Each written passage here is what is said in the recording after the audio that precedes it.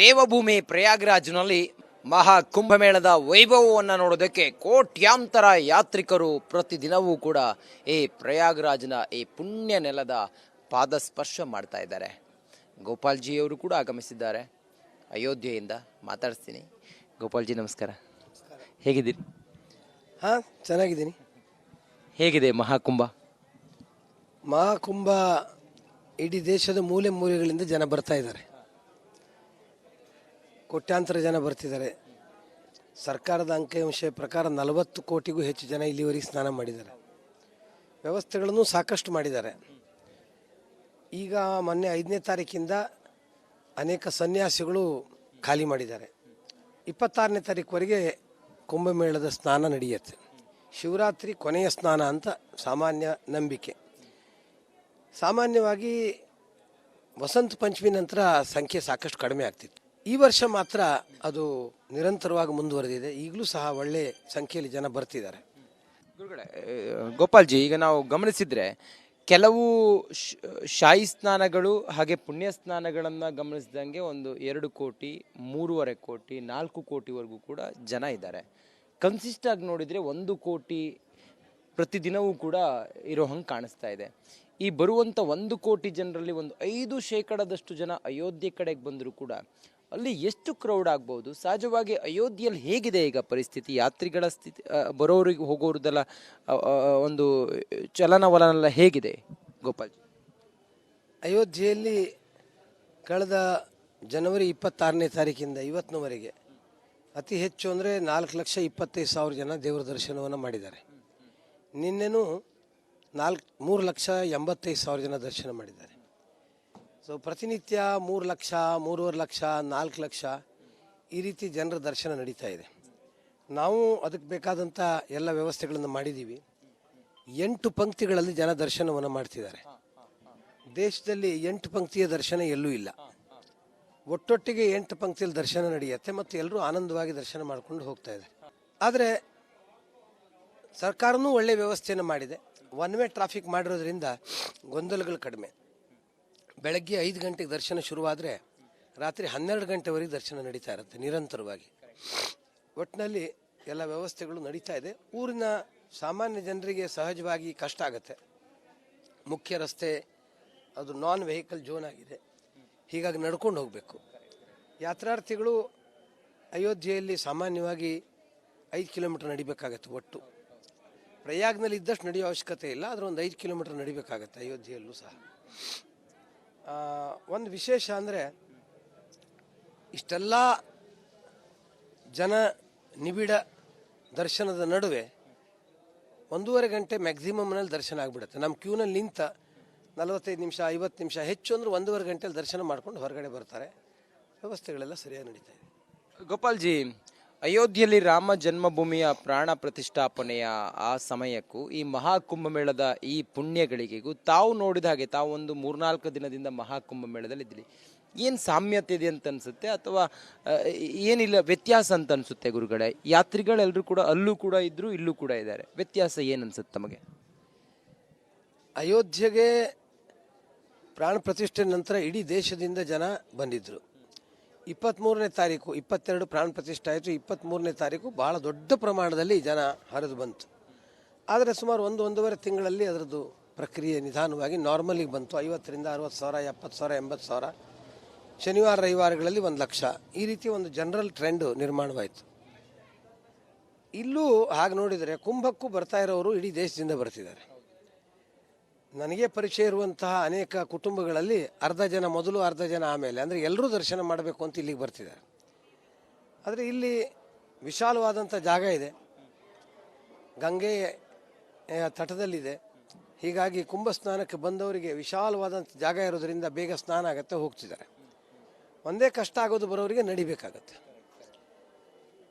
ಎಲ್ಲೇ ಓಡಾಡಬೇಕು ಅಂದರೂ 10-15 ಕಿಲೋಮೀಟರ್ ನಡೀದೇನೆ ಕೆಲಸನೇ ಆಗಲ್ಲ. ಅಷ್ಟು ಕಷ್ಟ ಜನರಿಗೆ ಅನುಭವಿಸಬೇಕು. ವಯಸ್ಸಾದವರು ಬರದೇ ಇರೋದು ಒಳ್ಳೆಯದು.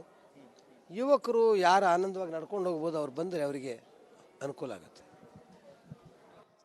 ಗೋಪಾಲ್ಜಿ, ಯಾವೊಂದು ಧರ್ಮದಲ್ಲೂ ಕೂಡ ನೋಡಿ ಈ ಕಮಿಟ್ಮೆಂಟ್ ನಾವು ನೋಡ್ಲಿಕ್ಕೆ ಸಾಧ್ಯ ಇದೆಯಾ ಅಂತ. ಬೆಳಿಗ್ಗೆ ನಾವು 2 ಗಂಟೆಗೆ ಪಲಿಮಾರು ಶ್ರೀಗಳ ಜೊತೆಗೆ ಪುಣ್ಯ ಸ್ನಾನಕ್ಕೆ ಹೋಗಿದ್ವಿ. 85 ವರ್ಷದ ಒಬ್ಬರು ಅಜ್ಜಿ ಕೈಯಲ್ಲಿ ಊರುಗೋಲನ್ನು ಹಿಡ್ಕೊಂಡು ಬೆಳಿಗ್ಗೆಯ ಆ ಬ್ರಾಹ್ಮಿ ಮುಹೂರ್ತದ ಪುಣ್ಯ ಸ್ನಾನಕ್ಕೆ ಆಗಮಿಸ್ತಾ ಇದ್ರು. ಬಹುಶಃ ಯಾವೊಂದು ಧರ್ಮದಲ್ಲಿ ಇಂಥದ್ದೊಂದು ಸನಾತನದ ಅಥವಾ ಈ ಒಂದು ಭಕ್ತಿ ಪರವಶವಾದಂಥ ಈ ನಂಬಿಕೆ ಬೇರೆ ಯಾವ ಧರ್ಮದಲ್ಲಿ ಅಥವಾ ಬೇರೆ ಯಾವ ನಂಬಿಕೆಯಲ್ಲಿ ಸಾಧ್ಯ ಇದೆಯಾ ಅಂತ. ಇದೇ ಹಿಂದುತ್ವದ ವಿಶೇಷ. ನಮ್ಮ ಧರ್ಮದಲ್ಲಿ ನಾವು ಕುಂಭಮೇಳಕ್ಕಾಗಿ ವಿಶೇಷ ಪ್ರಚಾರ ಮಾಡುವಂಥ ಅವಶ್ಯಕತೆ ಇಲ್ಲ. ಈಗ ಸೋಷಿಯಲ್ ಮೀಡಿಯಾ ಇದೆ, ಪ್ರಚಾರದ ಯುಗ ಇದೆ, ಅದಕ್ಕಾಗಿ ಆಗ್ತಾ ಇದೆ. ಟಿ ವಿ ಮೀಡಿಯಾ ಅಥವಾ ಎಲೆಕ್ಟ್ರಾನಿಕ್ ಮೀಡಿಯಾ ಇರ್ಬೋದು, ಪ್ರಿಂಟ್ ಮೀಡಿಯಾ ಇರ್ಬೋದು, ಅದೆಲ್ಲ ಪ್ರಚಾರ ಇವತ್ತು ಆಗ್ತಿದೆ. ಆದರೆ ಇದಕ್ಕೆ ಪಂಚಾಂಗದಲ್ಲಿ ಒಂದು ಡೇಟ್ ಕೊಡ್ತಾರೆ, ಅದರ ಆಧಾರದ ಮೇಲೆ ಇದು ನಡೆಯುತ್ತೆ. ಶ್ರದ್ಧಾವಂತ ಜನ ಇಡೀ ದೇಶ ತುಂಬ ಬರ್ತಾ ಇದ್ದಾರೆ ಮತ್ತು ಬಂದವರು ಒಬ್ಬರಿಗಿಬ್ಬರು ಇನ್ನೊಬ್ಬರಿಗೆ ಸಹಾಯಕರಾಗಿ ಬರ್ತಾರೆ. ಇನ್ನೊಂದು ವಿಶೇಷ ಅಂದರೆ ಬಂದವರೆಲ್ಲರಿಗೂ ಊಟ, ತಿಂಡಿ, ಚಹಾ, ಕಾಫಿ ಇದನ್ನು ಕೊಡಲಿಕ್ಕೆ ನಾವು ಜನರಿಗೆ ಅನುಕೂಲ ಮಾಡಿಕೊಡ್ಬೇಕು ಅಂತ ಬರ್ತಿರೋರು ಸೇವಾದಾರಿಗಳ ಸಂಖ್ಯೆನೂ ಭಾಳ ದೊಡ್ಡ ಪ್ರಮಾಣದಲ್ಲಿದೆ. ಅಂದರೆ ಇಲ್ಲಿ ಬಂದವರಿಗೆ ಯಾರೋ ಉಪವಾಸ ಇದ್ದರು, ಊಟ ಸಿಗಲಿಲ್ಲ, ಆ ಥರದ್ದು ಇರೋದೇ ಇಲ್ಲ. ಏನಾದ್ರು ಒಂದು ಸಿಗತ್ತೆ. ಊಟ ಸಿಗ್ಬೋದು, ತಿಂಡಿ ಸಿಗ್ಬೋದು, ಚಹಾ ಸಿಗ್ಬೋದು, ಬಿಸ್ಕೆಟ್ ಸಿಗ್ಬೋದು, ಹಣ್ಣು ಸಿಗ್ಬೋದು. ಬಂದಂಥ ಎಲ್ಲ ಭಕ್ತಾದಿಗಳಿಗೆ ನಾನೇನಾದರೂ ಸೇವೆ ಮಾಡಬೇಕು ಅನ್ನುವ ಭಾವ, ಇದು ಭಕ್ತರು ಮತ್ತು ಭಕ್ತರ ಸೇವೆ ಮಾಡುವ ಭಕ್ತರು, ಇದು ಭಾರತದಲ್ಲಿ ಕಾಣೋದು. ಸೊ ಎಷ್ಟೆಷ್ಟು ದೊಡ್ಡ ಜನ, ಶ್ರೀಮಂತರು, ದೊಡ್ಡ ದೊಡ್ಡ ಇಂಡಸ್ಟ್ರಿ ಇರೋರು ಪ್ರತ್ಯಕ್ಷ ಅಡುಗೆ ಮಾಡಿ ಬೇರೆಯವರಿಗೆ ಬಡಿಸ್ತಾರೆ, ಸ್ವಂತ ನಿಂತ್ಕೊಂಡು. ಅವ್ರ ಮನೆಯಲ್ಲೋ ಅವರಿಗೆ ಅಡುಗೆ ಮಾಡ್ಲಿಕ್ಕೆ ಬೇರೆಯವರು, ವ್ಯವಸ್ಥೆ ಮಾಡ್ಲಿಕ್ಕೆ ಬೇರೆಯವರು, ಇಲ್ಲಿ ಅವ್ರು ಬಂದು ಸ್ವಯಂ ತನ್ನ ಕೈಯಿಂದ ಬೇರೆಯವ್ರಿಗೆ ಊಟ ಹಾಕ್ತಾರೆ, ಸಾಮಾನ್ಯ ಬಡವರಿಗೆ, ಸಾಮಾನ್ಯ ಜನರಿಗೆ. ಇದು ಸೇವೆಯ ಒಂದು ಪರಮಾವಧಿ ಅಂತ ನಂಗೆ ಅನ್ಸುತ್ತೆ. ಗೋಪಾಲ್ಜಿ, ಅಮೆರಿಕದ ಜನಸಂಖ್ಯೆ 33 ಕೋಟಿ. ನಮ್ಮ ಒಂದು ಧಾರ್ಮಿಕ ಕಾರ್ಯಕ್ರಮಕ್ಕೆ ಸುಮಾರು 46 ದಿನಕ್ಕೆ ಇಲ್ಲಿವರೆಗೂ ಕೂಡ ಸೇರಿರುವಂಥ ಜನಸಂಖ್ಯೆ 43 ಕೋಟಿ 57 ಲಕ್ಷ. ಇದು ಯಾವ ಥರ ನಂಬಿಕೆ ಇದು? ಇದು ಏನಾಗ್ತಿದೆ ಹಾಗಾದರೆ? ಸನಾತನದ ವಿಚಾರಗಳು ಜನರಲ್ಲಿ ಎಷ್ಟು ಗಟ್ಟಿಯಾಗಿ ಬೇರೂರಿದೆ? ಇದು ಏನನ್ಸುತ್ತೆ ತಮಗೆ? ಇದು ಏನು ಸಂದೇಶವನ್ನು ದೇಶಕ್ಕೆ ಕೊಡ್ತಿದೆ ಗೋಪಾಲ್ಜಿ? ಜನರು ಶ್ರದ್ಧಾ ಭಕ್ತಿಯಿಂದ ಇಲ್ಲಿಗೆ ಬರ್ತಾರೆ. ಭಾರತದ ಜನತೆ ನಮ್ಮ ಧರ್ಮದಲ್ಲಿ, ನಮ್ಮ ಸಂಸ್ಕೃತಿಯಲ್ಲಿ, ದೇವರಲ್ಲಿ ನಂಬಿಕೆಯನ್ನು ಇಟ್ಟಿದೆ ಅನ್ನೋದಕ್ಕೆ ಇದೊಂದು ಸಾಕ್ಷಿ. ಬರೋರು ಬೇರೆಯವ್ರಿಗೆ ತೊಂದರೆ ಕೊಡೋದು ಇಲ್ಲ, ಯಾರನ್ನು ಆರೋಪನೂ ಮಾಡಲ್ಲ, ವ್ಯವಸ್ಥೆಗಳು ಕಡಿಮೆ ಇದೆ ಬೇಜಾರು ಮಾಡ್ಕೊಳ್ಳಲ್ಲ. 10-20 ಕಿಲೋಮೀಟ್ರ್ 30 ಕಿಲೋಮೀಟ್ರ್ ನಡ್ಕೊಂಡು ಹೋಗಬೇಕು, ನಡ್ಕೊಂಡು ಹೋಗ್ತಾರೆ. ತಲೆ ಮೇಲೆ ತಾವು ತನ್ನಂಥ ಬಟ್ಟೆ ಇತ್ಯಾದಿ ಹೊತ್ಕೊಂಡು ಕಿಲೋಮೀಟರ್ ಗಟ್ಟಲೆ ನಡೀತಾರೆ. ಆ ನೋವು ಅವರನ್ನು ಕಾಡಲ್ಲ, ಆ ನೋವಿನ ಆನಂದವನ್ನು ಅನುಭವಿಸ್ತಾರೆ. ಅಂದರೆ ಭಕ್ತಿಯ ಆವೇಶ ಅಂತ ಹೇಳ್ಬೋದು. ಭಕ್ತಿಯ ಒಂದು ಆವೇಶ, ಭಕ್ತಿಯ ಒಂದು ಆ ಶಕ್ತಿ, ಅದು ನಮಗೆ ಇಲ್ಲಿ ನೋಡಲಿಕ್ಕೆ ಸಿಗುತ್ತೆ. ಗೋಪಾಲ್ಜಿ, ನಾವು ಎಷ್ಟು ಭಾಗ್ಯವಂತರು ಅಂತ ಹೇಳಿದರೆ, 500 ವರ್ಷಗಳ ಹೋರಾಟದ ನಂತರ ಅಯೋಧ್ಯೆಯಲ್ಲಿ ರಾಮನನ್ನು ನಾವು ನೋಡಿದ್ವಿ ಪ್ರಾಣ ಪ್ರತಿಷ್ಠಾಪನೆ ಮಾಡಿ. ಈಗ ಸುಮಾರು 3 ಪೀಳಿಗೆಯೂ ಕೂಡ ನೋಡಲು ಅಸಾಧ್ಯವಾದಂಥ ಮಹಾಕುಂಭವನ್ನು ನಾವು ನೋಡ್ತಾ ಇದ್ದೀವಿ. ನಾವೆಂಥ ಭಾಗ್ಯವಂತರು ಗೋಪಾಲ್ಜಿ. ಸ್ವಾಭಾವಿಕ. ಅಯೋಧ್ಯೆಯ ರಾಮ ಮಂದಿರದ ಹೋರಾಟಕ್ಕಾಗಿ ಬಲಿದಾನ ಮಾಡಿದವರೇ ಸಾವಿರಾರು ಜನ. ಅದಕ್ಕಾಗಿ ಸದಾಕಾಲ ನಿಂತ್ಕೊಂಡು ಕೆಲಸ ಮಾಡಿದಂಥ ಅಶೋಕ್ ಸಿಂಗಲ್ ಇವತ್ತಿಲ್ಲ, ಪೇಜಾವರ ಸ್ವಾಮಿಗಳಿಲ್ಲ. ಆದರೆ ಅವರು ಹಾಕಿರುವಂಥ ಒಂದು ಅಡಿಪಾಯ, ಅದರ ಪರಿಣಾಮವಾಗಿ ನಾವು ಯಾರು ಇವತ್ತಿನ ಪೀಳಿಗೆಯಲ್ಲಿ ಇವತ್ತು ಬದುಕಿದ್ದೀವಿ, ನಮಗೆ ಈ ಒಂದು ಅದ್ಭುತವಾದಂತಹ ಒಂದು ಘಟನೆಯನ್ನು ನೋಡುವಂಥ ಅವಕಾಶ ಸಿಕ್ಕಿದೆ. ರಾಮ ಮಂದಿರದ ಬಗ್ಗೆ ಜನ ಹೇಳ್ತಿದ್ರು, ನೀವು ಬರೀ ಹೋರಾಟ ಮಾಡ್ತೀರಾ, ಅದೇನು ಸಿಗೋದಿಲ್ಲ ಬಿಡಿ, ರಾಮ ಮಂದಿರ ವಹಿ ಬನಾಯಂಗೆ ತಾರೀಖ್ ನಹಿ ಬತಾಯಂಗೆ, ಹೀಗೆ ನಮ್ಮನ್ನು ಅನೇಕ ಜನ ಪೀಡಿಸ್ತಿದ್ರು. ಆದರೆ ಅದೂ ಆಗಿಬಿಡ್ತು. ಬಂದಂಥ ಎಲ್ಲ ಜಾತಿ, ಭಾಷೆ, ಪ್ರಾಂತ, ಪಂಗಡ, ಪಕ್ಷ ಎಲ್ಲರನ್ನೂ ನಾವು ಹತ್ತಿರದಿಂದ ನೋಡಿದ್ದೀನಿ. ಅನೇಕ ಜನ ಕಣ್ಣೀರು ಹಾಕ್ತಾರೆ, ಅಕ್ಷರಶಃ ಕಣ್ಣಲ್ಲಿ ನೀರು ಉದುರುತ್ತೆ. ಇಡೀ ದೇಶ ಮತ್ತು ಇಡೀ ಪ್ರಪಂಚವನ್ನು ಜೋಡಿಸುವಂಥ ಒಂದು ಕೇಂದ್ರ ಬಿಂದುವಾಗಿ ಅಯೋಧ್ಯೆ ಅರಳಿದೆ. ಇಂಥ ಒಂದು ದೃಶ್ಯವನ್ನು ನೋಡಲಿಕ್ಕೆ ನಾವು ಬದುಕಿದ್ದೀವಲ್ಲ, ಮತ್ತು ವಿಶೇಷವಾಗಿ ನಾನು ಅಯೋಧ್ಯೆ ಇರೋದ್ರಿಂದ ನನ್ನ ಆ ದೃಷ್ಟಿಯಿಂದ ಸೌಭಾಗ್ಯಶಾಲಿ ಅಂತ ನಾನು ಭಾವಿಸ್ತೀನಿ. ಗೋಪಾಲ್ಜಿ, ಇದು ದೇಶಕ್ಕೆ ಮತ್ತೆ ವಿಶ್ವಕ್ಕೆ ಇಂಥದ್ದೊಂದು ಧಾರ್ಮಿಕ ಕಾರ್ಯಕ್ರಮ, ಇಷ್ಟು ಸನಾತನಿಗಳ ಒಂದು ಸಮ್ಮಿಲನ ಸಮಾಗಮ ಎಷ್ಟು ಅಗತ್ಯ ಇತ್ತು ಅಂತೇಳಿ ತಮ್ಗನ್ಸುತ್ತೆ ಗೋಪಾಲ್ಜಿ? ದೇಶದ ಅಗತ್ಯತೆಗಳನ್ನು ಈ ಕುಂಭ ಪೂರೈಸುತ್ತೆ ಅಂತ ನಂಗೆ ಅನಿಸೋದಿಲ್ಲ. ಜನರ ಶ್ರದ್ಧೆ ಭಕ್ತಿ ಬರ್ತಾರೆ, ಆದರೆ ಭಾರತದಲ್ಲಿ ಶ್ರದ್ಧಾ ಭಕ್ತಿಯ ಜೊತೆಗೆ ರಾಷ್ಟ್ರಭಕ್ತಿಯ ಭಾವ ಅರಳಬೇಕು. ಕೇವಲ ಕುಂಭದ ಸಮಯದಲ್ಲಿ ಬಂದು ಸ್ನಾನ ಮಾಡಿ ಹೋಗ್ಬಿಟ್ರೆ ಮಾತ್ರ ಸಾಲದು. ಅದರ ಜೊತೆಗೆ ದಿನನಿತ್ಯದ ಜೀವನದಲ್ಲಿ ಇಡೀ ರಾಷ್ಟ್ರ ಒಂದು, ರಾಷ್ಟ್ರದ ಪ್ರತಿಯೊಬ್ಬ ವ್ಯಕ್ತಿ ನನ್ನವನು ಅನ್ನುವ ಭಾವ, ಜಾತಿ ಭಾಷೆ ಪ್ರಾಂತ ಇದು ಯಾವ ಭೇದ ಇಲ್ಲದೆ ಎಲ್ಲರೂ ನನ್ನವರು. ಕಷ್ಟದಲ್ಲಿದ್ದವ್ರಿಗೆ ನಾನು ಸಹಾಯ ಮಾಡಬೇಕು, ಯಾರಿಗೂ ಮೋಸ ಮಾಡಬಾರ್ದು. ನಾನು ಉತ್ತಮವಾಗಿ ಹಿಂದುವಾಗಿ ಯಾವ ಶ್ರದ್ಧೆಯಿಂದ ಅಯೋಧ್ಯೆಗೆ, ಕಾಶಿಗೆ ಅಥವಾ ಪ್ರಯಾಗರಾಜಕ್ಕೆ ಬಂದು ಆ ಶ್ರದ್ಧಾ ಭಕ್ತಿಯಿಂದ ದೇವರ ಧ್ಯಾನವನ್ನು ಮಾಡ್ತೀವೋ, ಪುಣ್ಯ ಸಂಪಾದನೆಗೆ ಹೊರಡ್ತೀವೋ, ಅದನ್ನು ಪ್ರತ್ಯಕ್ಷ ಜೀವನದಲ್ಲಿ ರಾಷ್ಟ್ರಹಿತಕ್ಕಾಗಿ ಬದುಕುವ ಜೀವನ ಎಲ್ಲರದ್ದು ಆವಾಗ ಅದು ಬಹಳ ದೊಡ್ಡದಾಗತ್ತೆ. ಕುಂಭ ಅದಕ್ಕೊಂದು ಪ್ರೇರಣೆ ಸಿಗ್ಬೋದು. ಆ ಪ್ರೇರಣೆಯನ್ನು ಮನಸ್ಸಿನಲ್ಲಿಟ್ಕೊಂಡು ನಿತ್ಯ ಜೀವನದಲ್ಲಿ ಅದನ್ನು ಅಳವಡಿಸ್ಕೊಳ್ಳುವಂಥ ಶಕ್ತಿ ದೇವರು ಅವ್ರಿಗೆ ಕೊಡಬೇಕು ಅಂತ ನಂಗೆ ಅನಿಸುತ್ತೆ.